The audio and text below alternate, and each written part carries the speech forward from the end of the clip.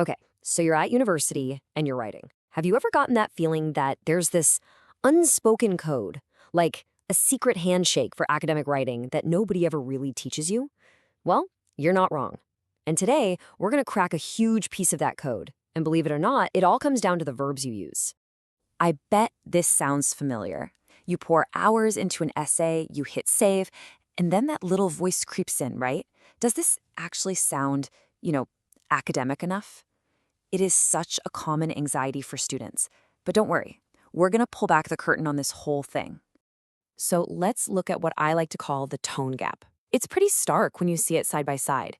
In a chat with a friend, you'd say, hey, we need to look into this more. Totally normal. But in an academic journal, that same idea becomes further investigation is required. See the difference? The meaning is identical, but wow, the tone, the authority, it's just on a completely different level. So, the big question is, how do you bridge that gap?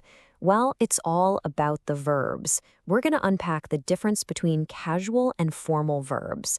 And I promise, once you get this, it's going to change how you see academic writing forever.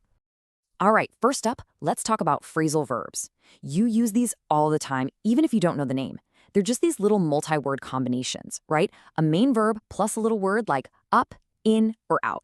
They're basically the engine of everyday informal conversation. Verbs like go over, put off, find out.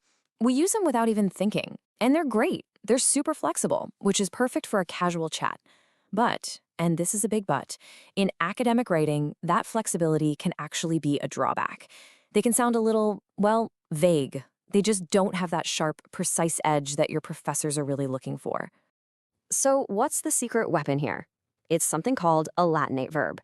Now, these are the heavy hitters. They're usually single, powerful words that often come from Latin, and they are packed with a really precise meaning. Honestly, it's like switching your writing from standard definition to 4K. Okay, this is where it all clicks. Look at this. Instead of saying look into, you say investigate. Instead of build up, you use accumulate. Bring about turns into induce. And find out gets a serious upgrade to discover or ascertain. Just listen to the difference. Can you feel how much more authority those words have? It's instant. And that's really the core of it. When you use investigate instead of look into, you're not just swapping words to sound fancy. No. You're sending a signal.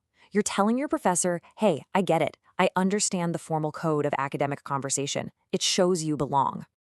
Okay, I know what you're probably thinking right now. How great. Do I have to go memorize a dictionary? The answer is a big fat no. There is a much smarter way to learn this code, and we're going to call it the writing detective strategy. Yeah, seriously, you do not need to memorize a dictionary. This isn't about just cramming a bunch of big words into your head. It's about something much more subtle. It's about developing an ear for academic language. And that's a skill you can learn.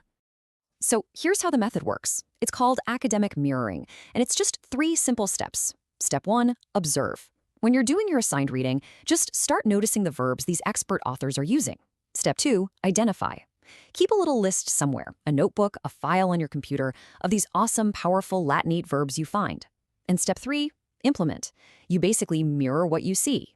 You start to consciously weave that style, those words, into your own writing. So why bother with all this? What's the payoff? Simple. Because in college writing, precision is power. Let me show you exactly what I mean. Okay, get ready for the aha moment. In an early draft, you might write something like, the government put in new laws to stop pollution. I mean, it's fine, it gets the point across, but now listen to this. The government implemented new legislation to mitigate pollution. Wow, the words implemented and mitigate aren't just fancier. They are way more precise. They pack so much more meaning and authority into the sentence. And that, right there, is the whole point. This is not about using big words just to sound smart. It's about choosing the perfect word, the most exact word for the idea you're trying to communicate. And that precision, well, that's what turns a good paper into a great one.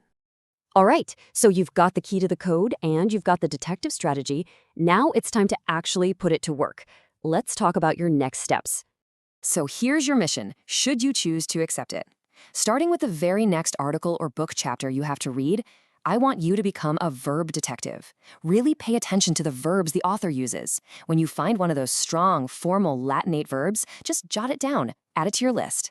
Remember, the goal isn't to sound like a robot. It's to sound like you're a member of the academic conversation, because you are. So in the end, it all just boils down to this. 3 simple words: observe, identify, implement. That's it. You observe what the experts are doing, you identify the tools they're using, in this case, these powerful verbs, and then you implement those tools in your own work. If you do that consistently, you won't just be cracking the code, you'll be speaking the language.